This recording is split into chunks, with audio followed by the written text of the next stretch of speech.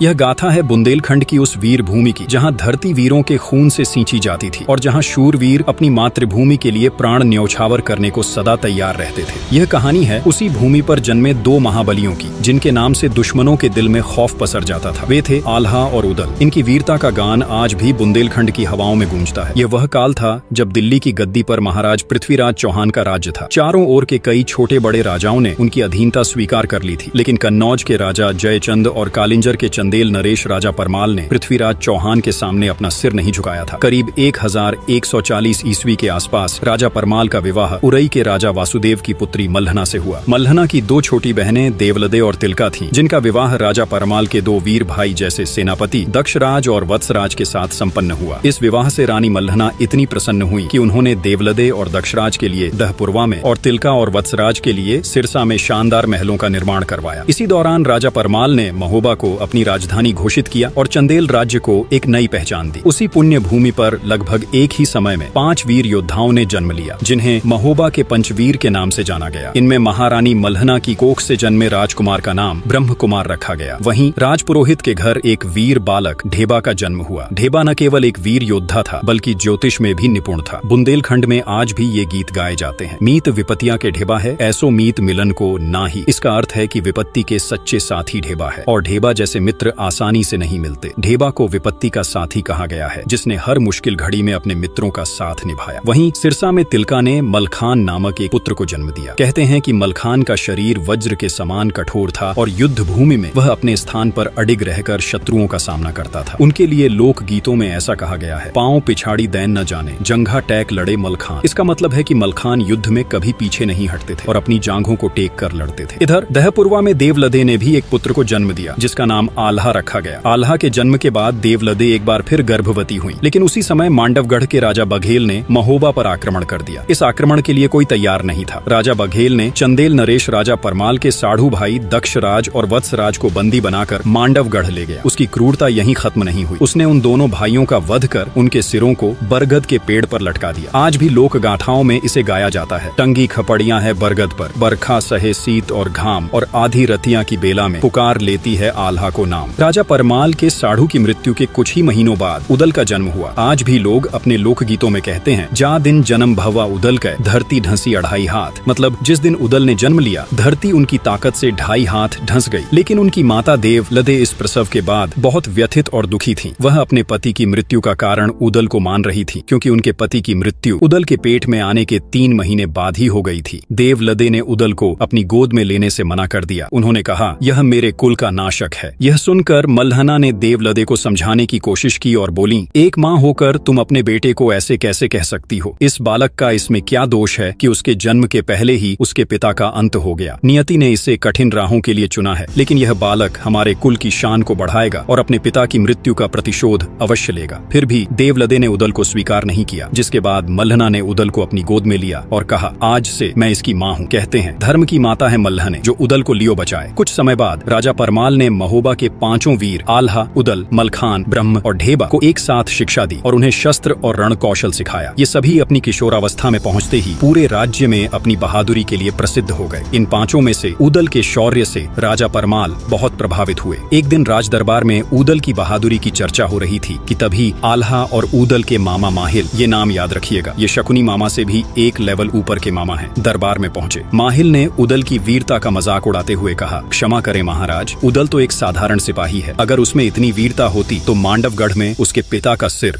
यूं लटकता न होता। माहिल ने वह बात बोल दी जो राजा परमाल इन 5 से छिपा कर रख रहे थे। माहिल ने राजा परमाल के सामने एक चुनौती रखी और कहा, महाराज, अगर उदल सच में वीर है तो वह मांडवगढ़ जाकर अपने पिता और चाचा के सिर को वापस लाए और उनका सम्मान पूर्वक अंतिम संस्कार करे, क्योंकि बाप का बैरी जो न मारे ओकर मांस गिद्ध ना खाए। मतलब जो अपने पिता के हत्यारे का बदला नहीं ले सकता, उसका मांस तो गिद्ध भी नहीं खाते। यह सुनते ही पूरे दरबार में सन्नाटा छा गया। राजा परमाल माहिल को शांत करना चाहते थे ताकि यह बात उदल तक न पहुंचे, लेकिन किस्मत ने खुद उदल को यह चुनौती सुनने के लिए वहां ला खड़ा किया। तभी राजा परमाल ने माहिल को कहा, आखिर तुम चाहते क्या हो कि प्रतिशोध की आग में इनका सिर भी वहीं टंगे मिले? तभी उदल ने दरबार में प्रवेश किया और पूछा, किस बात की चर्चा चल रही है महाराज? माहिल ने उदल को देखा और कहा, प्यारे भांजे, मांडवगढ़ में तुम्हारे किसी अपने की खोपड़ी टंगी है। अब तुम अपनी माँ से जाकर पूछो कि आखिर वह खोपड़ी किसकी है। अब वह सच जिसे राजा परमाल छिपा कर रखना चाहते थे उदल के सामने आ चुका था। ये सुनते ही उदल दरबार छोड़कर तुरंत अपनी माँ देवलद्दे के पास गए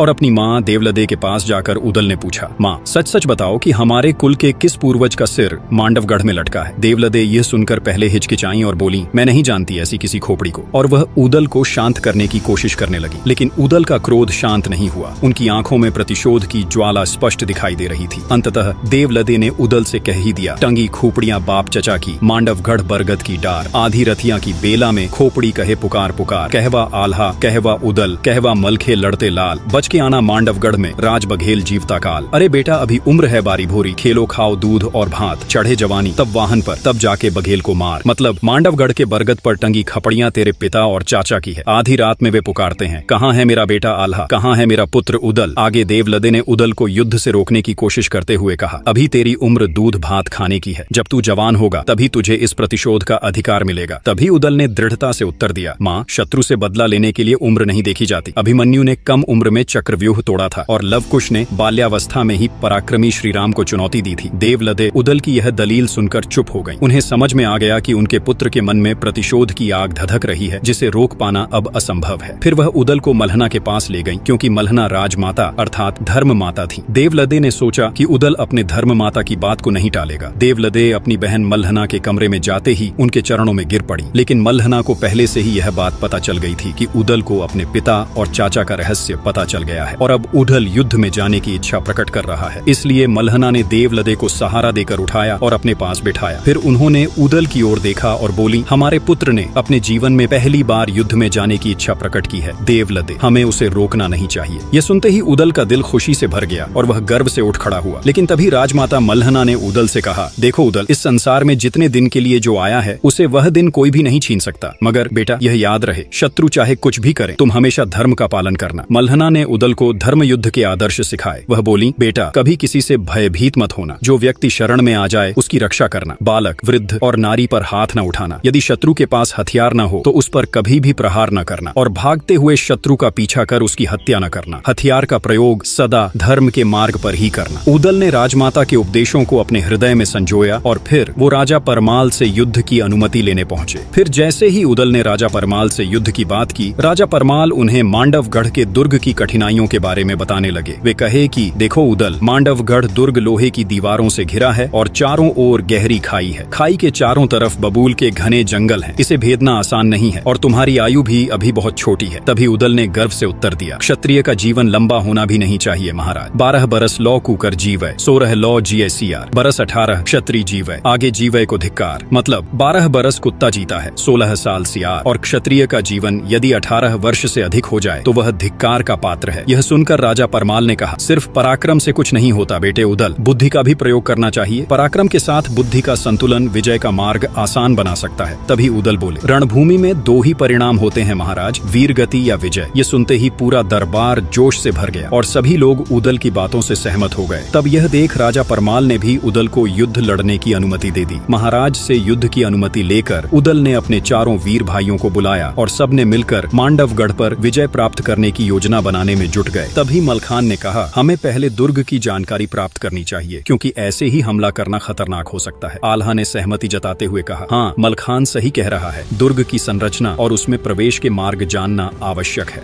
ब्रह्मा ने अपनी बात रखते हुए कहा, अगर हम दुर्ग में किसी को अपने पक्ष में कर सकें तो हमारा कार्य सरल हो सकता है। ढेबा ने उनके प्रस्ताव को समझते हुए कहा, दुर्ग के किसी सैनिक को अपने पक्ष में करना जोखिम भरा हो सकता है। क्या होगा अगर उसने हमारे साथ धोखा कर दिया तो? इन चर्चाओं के बाद सभी ने यह निर्णय लिया कि वे योगी का वेश धारण करेंगे और दुर्ग में प्रवेश करेंगे। 5 भाइयों ने योगी का रूप धारण किया और अपनी माताओं से मिलने गए। योगी के वेश में होने के कारण उनकी माताएं भी उन्हें पहचान नहीं पाईं। उन्होंने इन्हें साधारण योगी ही समझा। इस बीच महोबा के दरबार में राजा परमाल ने आल्हा को महोबा के सेनापति के रूप में चुना। पूरे दरबार में सेनापति आल्हा की जय के नारों से गूंज उठी। तब राजा परमाल ने महोबा के वीरों को उनके घोड़े सौंपे। आल्हा को किलिया, ब्रह्मा को हरनागर, ढेबा को मनोरथ, उदल को बुला नाम का घोड़ा दिया गया और वहीं मलखान को कबूतरी नाम का घोड़ी दिया गया। महोबा की सेना ने युद्ध की पूरी तैयारी कर मांडवगढ़ की ओर कूच किया। मांडवगढ़ के दुर्ग के पास बबूल के घने जंगलों में सेना ने पड़ाव डाला। उस दिन सेना का नेतृत्व ब्रह्म कुमार को सौंपा गया, जबकि बाकी चारों वीर उदल, आल्हा, मलखान और ढेबा योगी का वेश धारण कर दुर्ग में प्रवेश करने की योजना बनाने लगे। योगी का भेष होने के कारण कोई उन्हें शक की नजर से नहीं देख रहा था। थोड़े ही समय में वे किले के मुख्य द्वार तक पहुंच गए। वहां तैनात द्वारपाल ने उन्हें रोकते हुए पूछा, आप लोग कौन हैं और यहाँ क्यों आए हैं? आल्हा ने शांत स्वर में उत्तर दिया,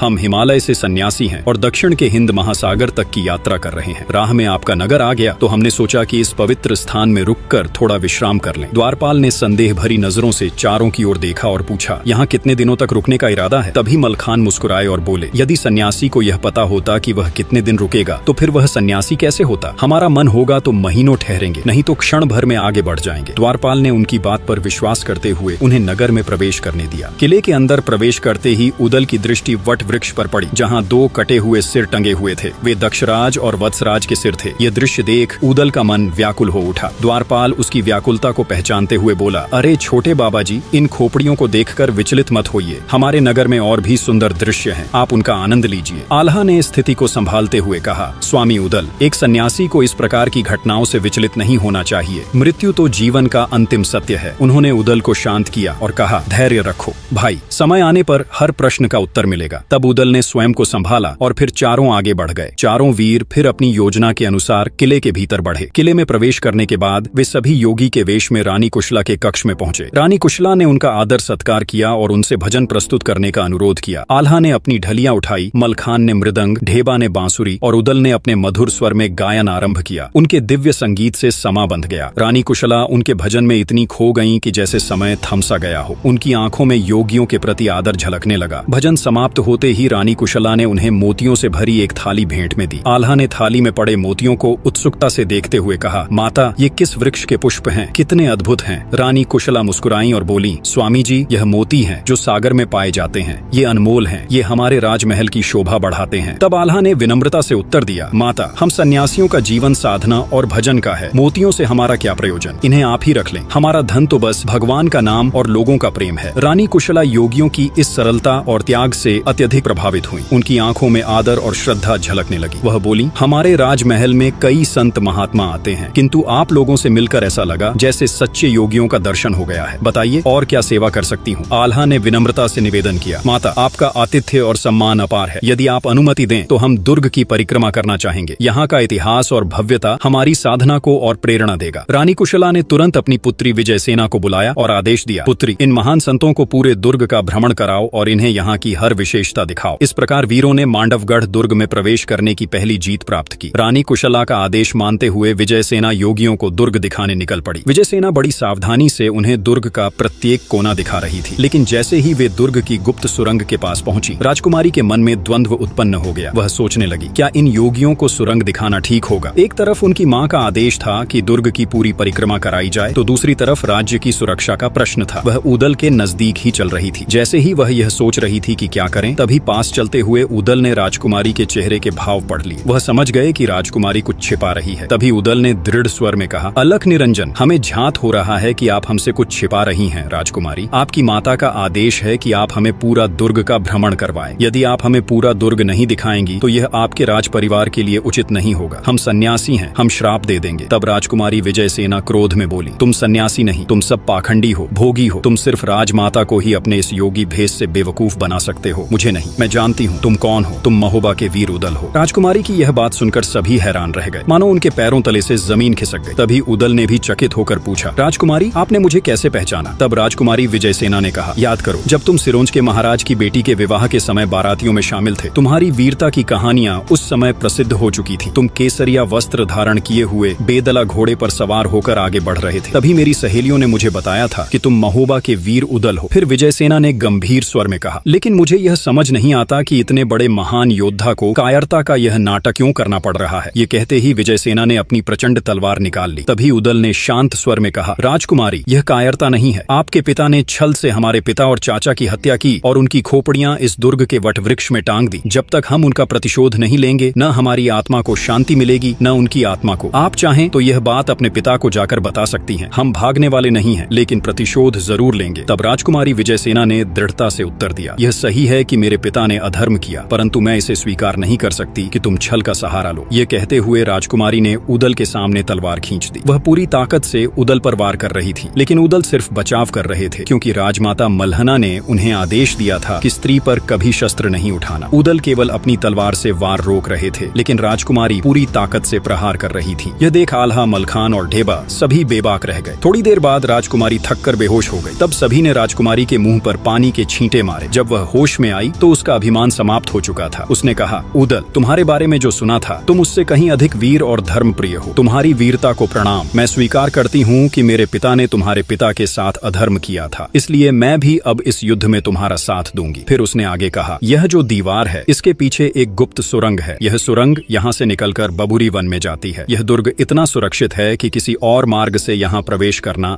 लगभग असंभव है, लेकिन इस सुरंग का दूसरा मुंह बबुरी वन में खुलता है, जहाँ से तुम लोग दुर्ग में प्रवेश कर सकते हो। यह रहस्य जानते ही महोबा की सेना सुबह तड़के ही मांडवगढ़ पर आक्रमण कर दी। यह खबर जैसे ही मांडवगढ़ पहुंची, वहाँ हड़कंप मच गया। राजा बघेल राज जम्बे ने अपने 2 शूरवीर पुत्रों राय करंगा और सूरज को बुलाया। वे दोनों अपने समय के सबसे बहादुर योद्धाओं में गिने जाते थे। अपने पुत्रों के सामने राजा ने कहा, अब दुर्ग की रक्षा का भार तुम दोनों पर है। मैं जानता हूँ तुम दोनों इस युद्ध को जीतकर हमारे राज्य का सम्मान बनाए रखोगे। तब राय करंगा और सूरज ने अपने पिता को आश्वासन दिया, पिताजी, हम आपकी आशा को कभी टूटने नहीं देंगे। मांडवगढ़ का किला सुरक्षित रहेगा, चाहे इसके लिए हमें अपने प्राणों की आहुति ही क्यों न देनी पड़े। उधर महोबा की सेना के सेनापति आल्हा ने अपनी सेना को संगठित किया। उन्होंने पंचव्यूह नामक एक विशेष रणनीति बनाई, जिसमें सबसे आगे की सेना का नेतृत्व आल्हा स्वयं कर रहे थे। बाएं छोर की सेना की कमान ढेबा के हाथों में थी और पीछे के हिस्से की जिम्मेदारी मलखान पर थी। व्यूह के मध्य में ब्रह्मा घोड़े पर सवार होकर संचालन कर रहे थे। जैसे ही दोनों सेनाएं मांडवगढ़ के दुर्ग के पास पहुंची, राय करंगा ने आल्हा को ललकारा। उसने कहा, आल्हा, तुम्हारी औकात नहीं है मुझसे लड़ने की। तुम्हारा भी वही हाल होगा जो तुम्हारे पिता और चाचा का हुआ था। जिस पेड़ पर उनकी खोपड़ी टंगी है, वहीं तुम्हारी खोपड़ी भी टांगी जाएगी। इस पर आल्हा ने गरजते हुए जवाब दिया, राय करंगा, मेरे पिता और चाचा को अधर्म के युद्ध में मारकर तुम्हारे पिता ने अन्याय किया था। अगर आज तुम अपने पिता का सिर मेरे सामने रख दो तो मैं तुम्हारी जान बख्श दूंगा, अन्यथा युद्ध भूमि में आज मरने के लिए तैयार हो जाओ। इसके बाद युद्ध शुरू हो गया। तलवारें टकराने लगीं, घोड़ों की टापों से धरती गूंज उठी और दोनों सेनाओं के योद्धा एक दूसरे पर टूट पड़े। राय करंगा ने चालाकी से आल्हा की आंखों में धूल झोंककर हमला करने की कोशिश की, लेकिन आल्हा की सतर्कता के सामने उसकी यह चाल विफल रही। इसके बाद राय करंगा ने आगे बढ़कर ऊदल पर भाला फेंका। भाला ऊदल को चीर देता। अगर ऊदल का घोड़ा बैदुल उस समय अपनी चाल नहीं बदलता, भाला ऊदल के पास से गुजरता हुआ धरती में धंस गया। आज भी लोकगीतों में कहा जाता है, ए गज भर धरती चीरत फारत, भाला धरती गया समाए। धन्य धन्य है घोड़ बैदुला जो स्वामी को लियो बचाए। इस घटना से राय करंगा अचंभित हो गया। वह क्रोध के मारे लाल हो गया और तलवार लेकर ऊदल पर टूट पड़ा। इसके बाद ऊदल राय करंगा पर गरजते हुए टूट पड़ा। ऊदल बोले कि पहली वाणी में बोलत नहीं, दूजी में नहीं करते रार, और तीजी वाणी में छोड़त नहीं, मुंह में ठूंस देई तलवार। ऊदल ने अपनी तलवार से पहला वार किया और राय करंगा पहले ही वार में घायल होकर गिर पड़ा। वह घायल अवस्था में युद्ध भूमि छोड़कर भागने लगा। इस घटना से मांडवगढ़ की सेना का मनोबल टूटने लगा। तभी राय करंगा के छोटे भाई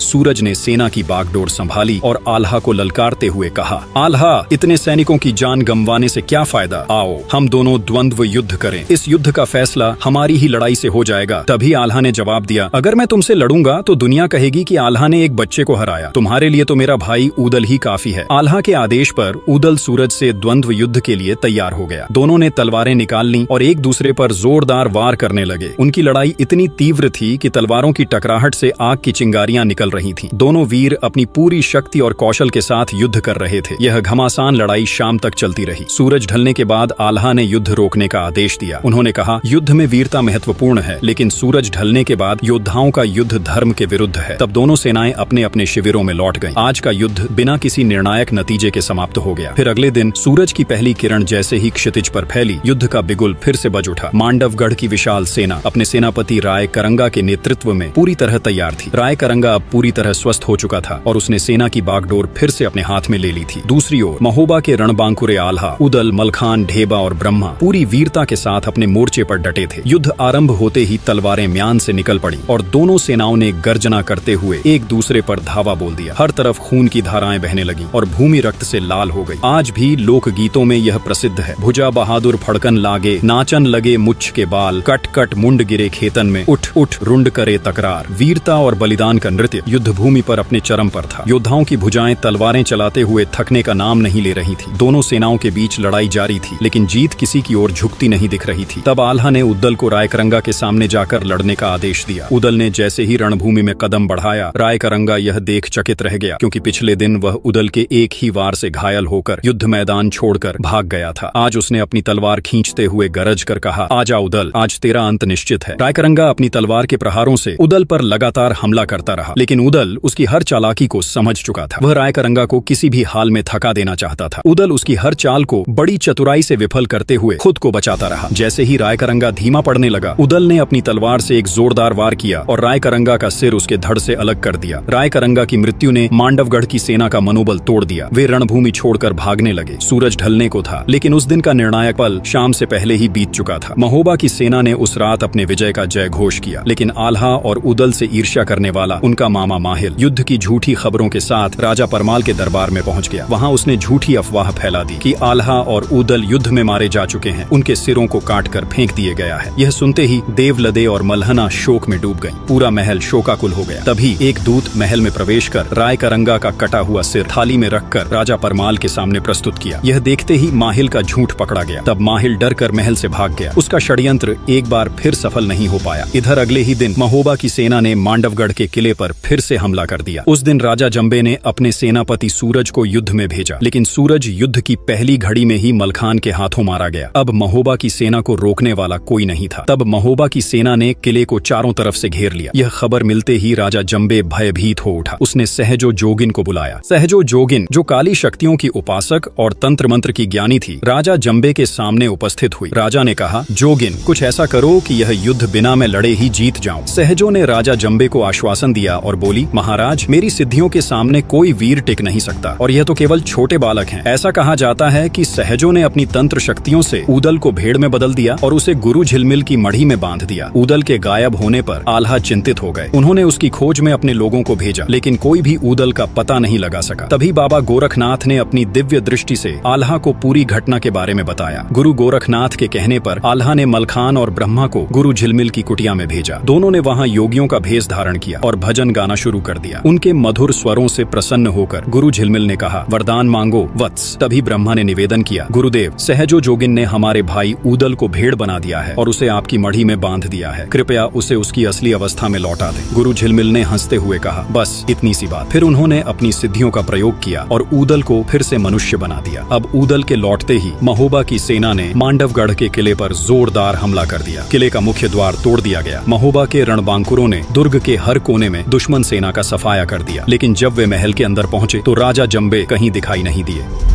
तभी महोबा के 3 वीर आल्हा, मलखान और ढेबा जब किले से बाहर आ रहे थे तो रास्ते में उन्हें सहजो जोगिन मिली। वीरों ने बिना देर किए उसकी काली शक्तियों का स्रोत, उसके जूड़े को अपनी तलवार से काट दिया। जैसे ही उसका जूड़ा कटा, सहजो की सारी सिद्धियां उसी क्षण नष्ट हो गईं। इसी बीच एक घुड़सवार सैनिक बबुरी वन से आता हुआ महोबा की सेना के पास पहुंचा और उसने उद्दल से कहा, महाबली उद्दल, सेनापति आल्हा ने संदेश भेजा है कि राजा जंबे का कोई पता नहीं चल रहा है। संभवतः वह कहीं छिप गया है। तभी उद्दल ने कहा, राजा जंबे के छिपने के लिए सबसे सुरक्षित स्थान सुरंग ही हो सकता है। इसके बाद उद्दल ने सैनिकों को बबुरी वन में खुलने वाली सुरंग के मुख पर आग लगाने का आदेश दिया। सैनिकों ने सुरंग के द्वार पर आग प्रज्वलित कर दी और आग तेजी से सुरंग के अंदर फैलने लगी। तभी पास खड़े ब्रह्मा ने सैनिकों को आदेश दिया, आग समाप्त होते ही इसे फिर से प्रज्वलित करना, कोई भी दुश्मन बचकर न निकल पाए। जैसे ही आग सुरंग में फैलने लगी, भीतर छिपे राजा जंबे का धैर्य जवाब दे गया। वह अपने विशाल और भव्य हाथी भौरानंद पर सवार होकर बाहर निकला। हाथी पूरी सजावट के साथ गर्व से चल रहा था और जंबे उसकी पीठ के सिंहासन पर बैठा हुआ था। यह दृश्य देखकर उद्दल ने अपने घोड़े बेंदुला को दौड़ाया और बिजली की गति से हाथी की ओर बढ़ा। उसने घोड़े की टापों से हाथी के माथे पर जोरदार प्रहार किया। हाथी दर्द से बौखला गया और अपनी दिशा खो बैठा। उसी समय उद्दल ने हाथी की पालकी पर लगे ध्वज को अपनी तलवार से काटकर नीचे गिरा दिया। उद्दल ने एक ही छलांग में घोड़े से कूदकर हाथी की पीठ पर चढ़ाई कर दी। राजा जंबे के संभलने से पहले ही उद्दल ने उसकी गर्दन पर तलवार का ऐसा प्रचंड वार किया कि उसका सिर धड़ से अलग होकर नीचे गिर पड़ा। राजा जंबे के मारे जाते ही मांडवगढ़ का युद्ध समाप्त हो गया। महोबा की सेना ने किले पर विजय प्राप्त कर ली। पूरा किला महोबा के वीरों की जय और आल्हा उद्दल की जय के नारों से गूंज उठा। युद्ध के जीत के बाद जब यह शुभ समाचार राजा परमाल तक पहुंचा तो उन्होंने पूरे राज्य में विजय उत्सव मनाने का आदेश दिया। महोबा के राजमहल को दीपों से सजाया गया और वहां आम दरबार लगाया गया। महल के विशाल सभागार में आल्हा, उद्दल, ब्रह्मा, मलखान, ढेबा और अन्य वीर राजा परमाल के सामने आए और उन्होंने उन्होंने उन्हें प्रणाम किया। आल्हा ने अपने पिता दक्षराज और चाचा वत्सराज के सिर को सम्मान पूर्वक राजा परमाल के समक्ष रखा और वहीं ऊदल ने भी अपनी प्रतिज्ञा पूरी करते हुए राजा जंबे का सिर मल्हना और देवलदे के चरणों में रखा। उन्होंने भावुक स्वर में कहा, माँ, जिसने हमारे पिता का अपमान किया और उन्हें छल से मारा, उसका अंत हो चुका है। मल्हना ने अपने पुत्र को आशीर्वाद दिया। बुंदेलखंड में चारों ओर खुशी का माहौल था। महोबा के रणबांकुरों के पराक्रम के चर्चे हर ओर हो रहे थे, लेकिन इस जीत ने आल्हा और उदल के मामा माहिल के दिल में जलन और द्वेष की आग को और भड़का दिया। वह आल्हा और उदल के मौत का प्रपंच फिर से रचने लगा, लेकिन क्या उसका यह प्रपंच इस बार सफल होगा? यह जानने के लिए हमारे अगले वीडियो का इंतजार कीजिए। अगर आप यहाँ तक वीडियो देख रहे हैं तो हमें कमेंट में जरूर बताएं कि आल्हा उदल के बाद आप किस वीर की कहानी जानना चाहते हैं। आपकी राय हमारे लिए बहुत मायने रखती है। वीडियो को देखने के लिए आपका बहुत बहुत धन्यवाद।